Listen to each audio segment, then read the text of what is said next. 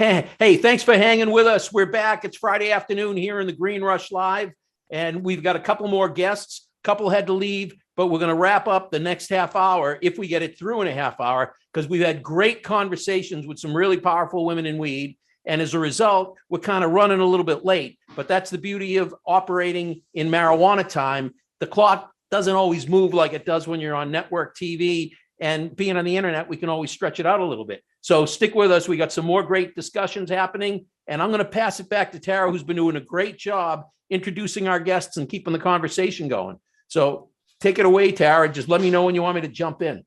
Awesome, David. Thank you so much. I appreciate that. So we are being joined by Meg Sanders now, who I'm meeting for the first time today, and Sasha Perelman, who I've been on her podcast and it was fantastic. So, Meg, Sarah, can you both just tell the audience a little bit about yourselves? Sure. My name is Meg Sanders. I'm the CEO of Canna Provisions here in Lee, Massachusetts, as well as Holyoke and Sheffield. Our grow is in Sheffield.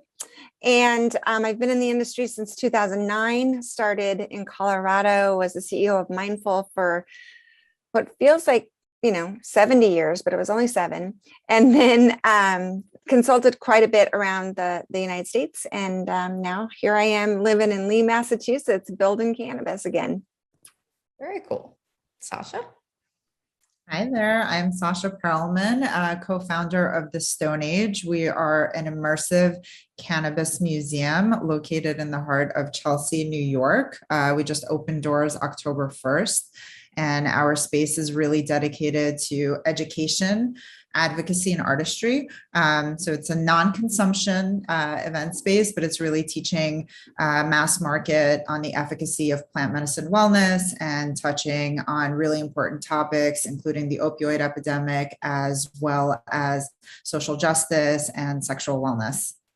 Very cool. I wanted to come by after CWCB. I'd planned to, but I ended up skipping the whole conference because I was actually too busy to get away that day. But that's fantastic. I've heard really good things about it. So Meg, Sasha, you're both in New York. That's cool. We have kind of an East Coast panel. And for those of you, if you don't know Brooke, she runs the Women's Cannabis Expo, which I guess the East Coast one will be in New Jersey. So maybe you have to come to New Jersey and say hi to me to see her. But very cool. So Meg, what's it been like? So how many female cannabis dispensary owners do you know in New York? There's one that's very big and well known for being women owned, but there are a lot of women running operations that we don't hear about, like yourself. Yeah, and I'm in Massachusetts actually. I'm not you're in New York. Mass. Yeah. I thought he was showing me the Mass New York border, and you were on the New York side. No, I'm on the Mass side, which is why we have so many New York visitors, because I'm just a few miles from the border, so it's kind of easy. But we're also the gateway of the Berkshires here in Lee. It's everybody that comes to the Berkshires has to drive right by us. So it's pretty cool. Very cool. But yeah, okay. So women owned or women led, there are actually quite a few businesses, and definitely they do not get the shout outs here in Massachusetts that maybe they should, of course. And I would say Caroline Pino right now, who I'm just a huge fan of. She's in Haverhill. And she's fighting the power, doing her thing, making sure that the town can't take advantage of this silly kind of payola thing we have, which is called a host community agreement. And there's impact fees from that, because every time we open a dispensary, how negative and how many horrible things happen. Not ever. So in Massachusetts, they kind of created this, and regardless, her town has taken advantage of it. And I'm just right behind her. She's suing the big guy, and I'm just like, go get him, girl. So she's phenomenal. I absolutely adore her. And there's so many other women like her in Massachusetts, as well as, in national and international companies like Bang Chocolate, my very dear friend, Jamie Pearson. We could go on and on about some really incredible women, but definitely we don't get the airtime that the men seem to do. So. Well, actually, I know her. I haven't talked to her before COVID. She opened up near the Berkshires, right? Up there. Jamie? Carolyn. Oh, Carolyn. No, Caroline Pino, she's in Haverhill. Yeah. I don't know Mass that well. Okay, but very cool. Sasha, kind of a similar question. So I know there's a lot of kind of like speakeasy consumption spaces, experiences, things like that. Have you felt that you are just opening, a experience for everyone, or did being a woman and having events, because I do get, I think, the emails for Stone Age, and I see some of them are very kind of female wellness focused. Do you feel like you're catering to your own market a little bit more, or is it just completely general everyone? Yeah, it's interesting. So I think the Stone Age is very much for everyone, and we've certainly seen a spectrum of attendees come and have the experience, and that ranges from, you know, people in their early 20s to people in their late 70s. And the intention behind what we created and the information is really, whether or not you're Canna curious or you're a cannabis expert, there really is something for everybody there, which is really unique and special. We've had tremendous support from the women in cannabis, which is really exciting. And some of the events that we've done, like we just did a collaboration with Etain, House of Puff, and we had a Women in Weed, where we had kind of all of the cannabis queens of the Stone Age in one space, which was really beautiful. The cannabis community in New York is really, really supportive and just kind of comes together to support one another. One of the highlights that we have in our gift shop is actually we do a rotation of female and minority owned brands, pretty exclusive to like New York, New Jersey area, that pop up on a biweekly rotation. So we very much, as a female and minority owned brand, support that and kind of extend ourselves to make sure that it's inclusive of that. But the space and the experience itself is really for everyone. And that is very much how we intended it to be, because we want to educate mass market conscious consumers as legalization continues to spread through the country. Very cool. Are you looking to do this as a temporary kind of pop-up space, or do you want this to be a permanent fixture? So we intended it to be a temporary pop-up. However, we've received such demand from industry partners in the community to become more of a permanent fixture. So hopefully that becomes the reality. Certainly going to keep me in New York a lot longer than I had anticipated. But we really see New York as being the hub for cannabis tourism, maybe taking the reins from California and Colorado and moving it to really the epicenter of the world, which is New York. And we very much want to pop up in other markets, such as Massachusetts and Chicago and Atlanta, and kind of these more metropolitan markets, really, ideally become a global sort of brand. But with, I think, the right folks in place from a partner perspective, this could very much be a permanent exhibit and expand into hopefully consumption and retail and really become the cultural hub for New York City. I feel like there's almost like a three-way partnership here. So Brooke's events, your after parties, and then we give Megan a consumption lounge. We use her license so they can actually consume at the Stone Age. All three of you just, I don't know, like transformer thing together too. That'd be dreamy. I'm here for it. Very cool. Sasha, are you thinking of going for a license maybe to make this into a consumption lounge? Yeah, we've definitely been entertaining it. We've been approached by a couple of different companies about applying for licenses, and it's a lot more challenging than just the applications. I'm sure, Tara, but it is something that we're very much entertaining and exploring, especially knowing kind of the trajectory that, for at least another 18 months, licenses won't really be given or distributed. So we're hopeful that through the next several months that we can start the application process, kind of understand what's entailed. It's happening a lot faster than we had anticipated, but I think long-term it is something that we would very much like to do, being that destination. Yes. New Jersey is happening in 27 days. And that's happening a lot faster at a certain point than anyone thought. And I am applying myself for a processing license to start making Blazing Bakery products.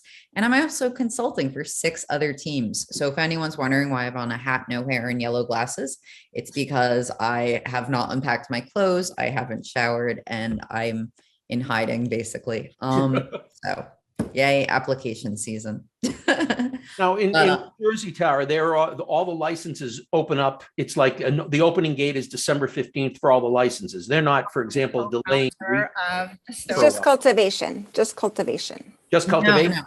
No. December 15 is cultivation and manufacturing, and then the dispensaries are in March. That's Well, actually, Oh, go ahead.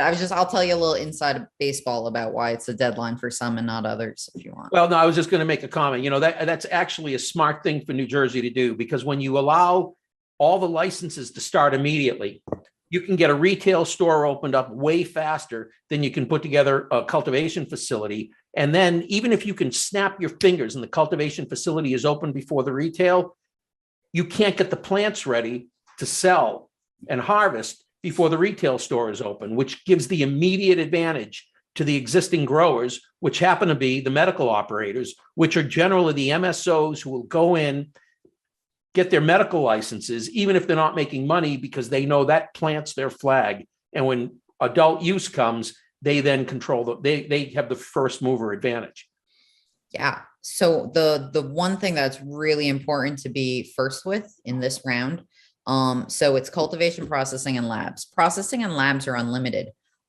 Within the legislation, we can only have 37 cultivators. And depending which attorney you ask, which, how you're going by it, there's only between 25 and 11 licenses left. So, and since it is a rolling application, they are not scoring them. And it's whoever gets the best score, it's pass fail. And there is a priority order from kind of 1 to 10 based on all these other factors of how much priority your application gets.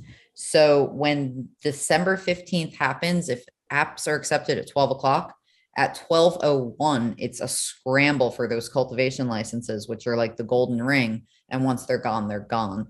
So every person who wants cultivation is in just a race right now. So, but it is smart that they put the dispensaries off. I'm very happy they did that. That's makes everyone relax a little bit more and focus on the big licenses first, and then all the dispensaries. I think the one thing, and you did mention this, and this is one of the reasons like the Women in Cannabis Expo came about, because I'm opening a testing lab, is that before you even get to the cultivation and making product, the states that have adopted cannabis for recreational medical use have to go through testing. And we don't have there's no national lab that you can go to. There are mom and pop facilities that are popping up. To have a lab, they're very expensive.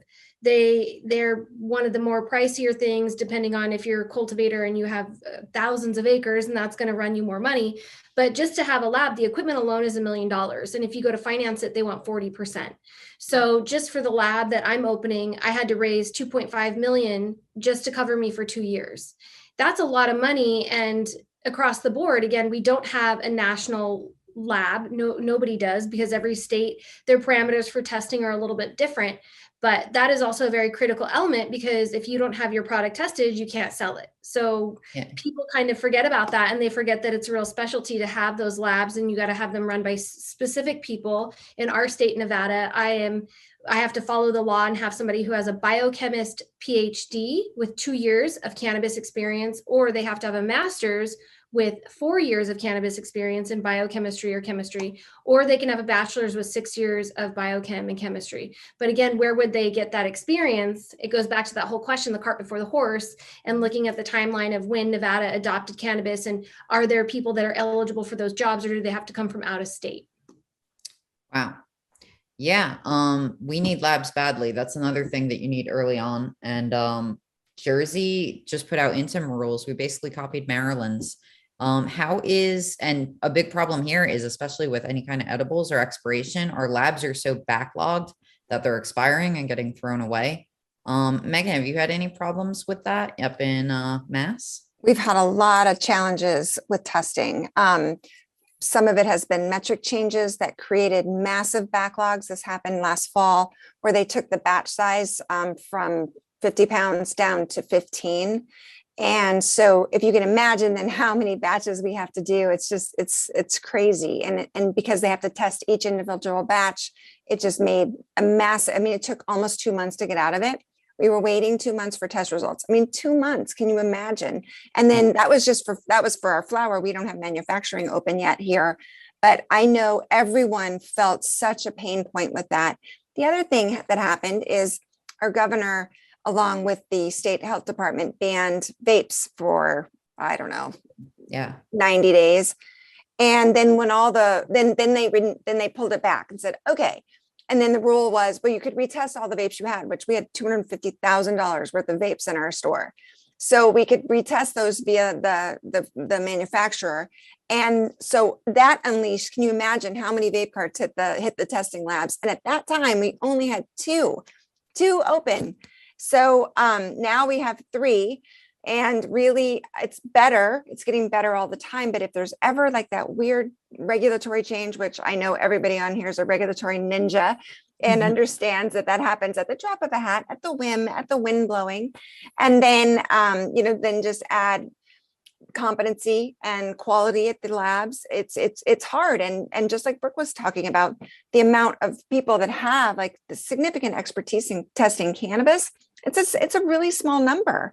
And, we find that every time a new state opens, the talent vacuum is just massive. And that's across the board. That's not just labs. That's, lead cultivators, ops people. I mean, it's hard. And you gotta, I know what's coming down the pike for Canna provisions, and I'm going to be strung really, really thin. It's coming. And I know between New Jersey, Connecticut, and New York, my head's going to be spinning, but it's exciting. It's really exciting. It's just, it's hard.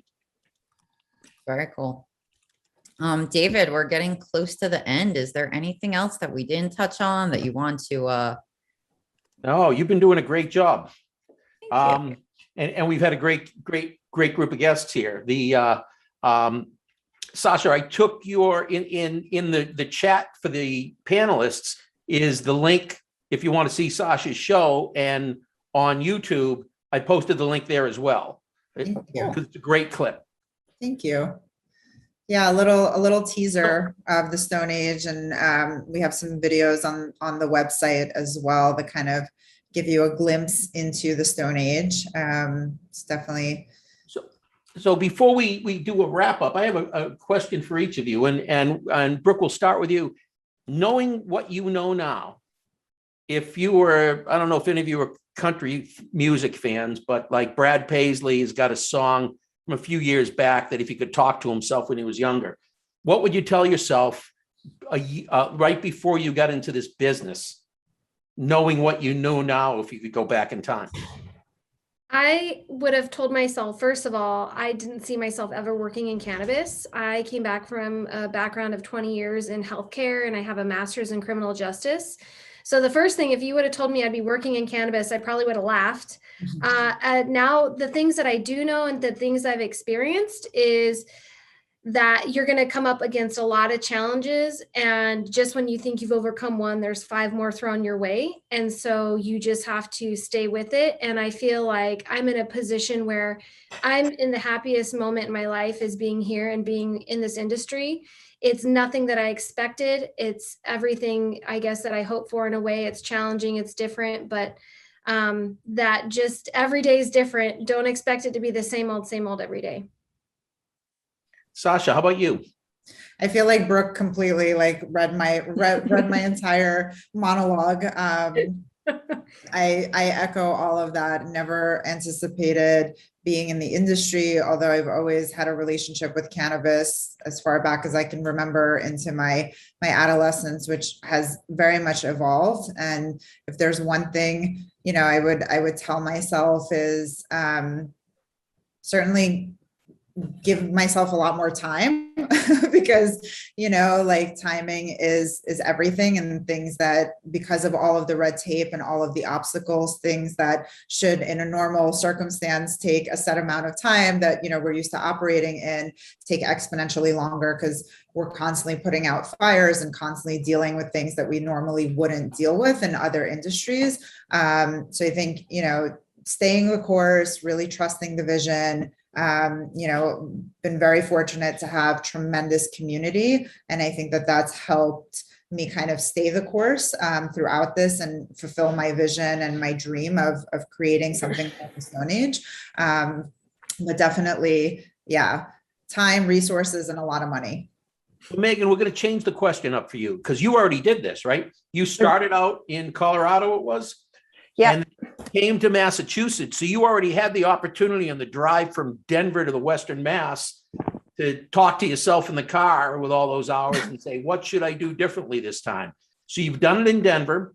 You've been successful in Massachusetts. If you were to do this again, what would you tell yourself to do differently?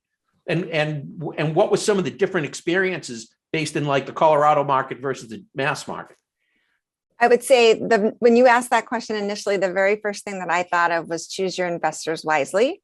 That has been my biggest pain point in all of this. That's over regulators, that's over zoning committees, that's over, all of that. And so what I learned and continue to learn, we're all, I think, probably learning leaders on this podcast. And I just feel like I keep learning to be a little bit smarter, a little bit better about this or that. I think that, we did remarkably here in Massachusetts. I can tell you our runway in Colorado was 3 years probably to get stabilized. And we did it in almost 6 months here. So pretty incredible growth for this company. And that was just knowledge of the industry and being able to get up and going fast. But I would say that the one thing that I would definitely tell myself, even now versus the Denver to the Massachusetts, just looking back on Massachusetts, is not to stress out so much. I really sweat sometimes the small stuff or what seems like really big stuff, but it all ends up being fine. And knowing that so many times it's always ended up being fine, I wish I could give myself a little advice that it's going to be okay. Don't lose so many sleepless nights over stressing about cannabis regulators, investors, and inspections and all those things that happen. And when you're a good operator, you do a good job. It's okay. So that was definitely part of it. So Tara, I got a question for you. On putting aside investors, how many people on your licensing team? Like on your founding team, how many people do you have? Who have ownership or who have ownership, let's say. Oh, me. Just me. You. Okay. Brooke, how about you? For the licensing team, I don't have anybody for licensing team, just myself. Just you. Sasha? So I have a co-founder. And we have an investor that has equity in the company. Yeah, I'm more concerned about the operational side. Megan, how many people did you have on the operational side on your licensing team, owners, founders, skip the investors, but the people who are doing the real hard work when you first started in Colorado, and how many on the Massachusetts team? In Colorado, it was really just me and my attorney. Yep. And that grew quite a bit as we became operational. Obviously, we have a full compliance team. And here in Massachusetts, it was just me and my partner, Eric. And that's who got the licenses. Wow, that's impressive. So there's an old saying, if you want to go fast, go alone. If you want to go far, go together. I've done a lot of entrepreneurial things. I have learned in the marijuana. I tip my hat to all of you, because I wouldn't try to open up a marijuana business for a number of reasons without a full team, right? So that means you guys are doing a lot of work to pull it off, because it's just like Tara, what you're seeing in New Jersey. You're like, I can't wait for licensing. I can't wait for licensing. And all of a sudden it opens up and you're like, I can't believe it's going too fast. I need more time, because there are so many things you need to do that most people don't get, because this is federally illegal. It's like, I don't know how many of you have young children, but there's that old riddle for kids. What is it that you throw away the outside, cook the inside, eat the outside, and throw away the inside? Anybody know that one? Corn. Oh. And I think about that riddle every time I think about cannabis, because what is it that it's illegal at the federal level, legal at the state level, tolerated at the federal level, and operated at the state level, right? It's just this weird paradigm. And is such a complex business because of the conflict between state and federal laws. Just try to open a bank account. You're not talking about walking into a bank and signing a few papers and filling out one page. You could have, in Massachusetts, some of the banks, you're talking about a 15-page application that can take 3 days to gather all the information to fill out. So it becomes a really complex business. And when you have to, all of a sudden the start line comes and you got to get all that done, I tip my hat. I would not try to do this alone. I've been involved with several licensing teams that I've put together. And as we talked about earlier, our current team has got 10 people on it who are on the founding side. I would not, I tip my hat to you women, because I would not want to be trying to do this thing with a 1 or 2 people, especially with how competitive in any kind of competitive licensing state, meaning like New Jersey, to get a cultivation license, that's got to be brutally competitive with a limited number of licenses. Yes. Anyway, we're going to go back around, and I think we're going to start with you, Brooke. How do people get in touch with you or find your website, that sort of thing? Yeah, so anybody can get in touch with me if they Google Woman in Cannabis Expo, or they write Woman in Cannabis Expo at yahoo.com. My name will come up, my company name will come up, everything will come up under Google, but that is my main email, or they can always call our office at 775-800-1414, or they can always call me on my cell, 775-771-1431. Cool. Sasha, tell us how they can get in touch with you and how like your exhibit. Yeah, so you can check out our website. It's thestoneagenyc.com. We're also have a pretty big presence on social media. Welcome to Stone Age. And then for any emails directly to me, Sasha at thestoneagenyc.com. I would totally give out my number, but I get too many calls already. So funneling everything through email.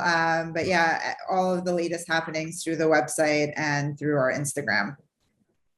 And Megan, I mean, to find you is pretty easy. Just look at the top of the Mass Pike that's worn out from New York to Lee. But tell us how we would do it otherwise. So I'm Meg at cannaprovisionsgroup.com. Our website is cannaprovisions.com. On Insta, I'm Megawana. And on Facebook, I'm Meg Sanders. You can also find my company, Canna Provisions and Canna Provisions Group, on both Facebook and Insta. And we have a ton of media. So I encourage and invite all of you, if you'd like to really see some inside stuff about Canna Provisions, just Google us. And there's a lot of news that's coming up. That's great. We've had a lot of great guests on the show. Hold on, Tara. I didn't forget about you. And I want to thank you three, as well as the guests that were on the earlier panels. But I want to give a great thanks to my co-host, Tara Misu. It was great seeing you again. Tara, remind everybody how they find you.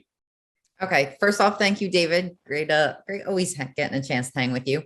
You can find me at social everywhere at I am Tara Misu. So AIAM Tara Misu.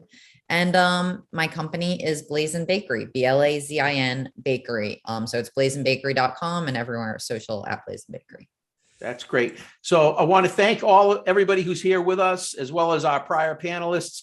This concludes this episode of the Green Rush. We'll do this again. We won't be doing this again next Friday because I believe we're taking Thanksgiving off, but we've got some great shows coming up, probably in December. We've got well, I got to remember to put the teaser in, right? We've this week on We Talk News, I believe we've got the interview between our founder, Jimmy Young, and Steve Van Zant that took place at Meg's facility this past week. And next month, we're going to have a special episode with Dina Martin, the woman in Massachusetts who was arrested in 2018 for running a big-time marijuana home delivery business. Recently cut a deal with the feds, took a plea, and I believe she's got a 4-year prison sentence that's going to come up. But aside from what we hear in the media, and aside from the way it's portrayed by the attorneys in the legal system, we're going to peel back the onion next month and spend 90 minutes with her. And we're going to understand the journey she went through and how it all started with an illness with one of her children that drove her into the medical side of it, and the different time she came to forks in the road and why she chose one direction over a different direction that ultimately ended up where she is today. But it's a fascinating story. It's going to be another woman in weed story with a much different twist. So join us for that. As Jimmy always says when he ends the show, it's a whole new whole new world of weed out there. Use it responsibly. Thanks for joining in. I'm your host, David Rabinovitz, The Green Rush. We do this every Friday at 4. Thank you.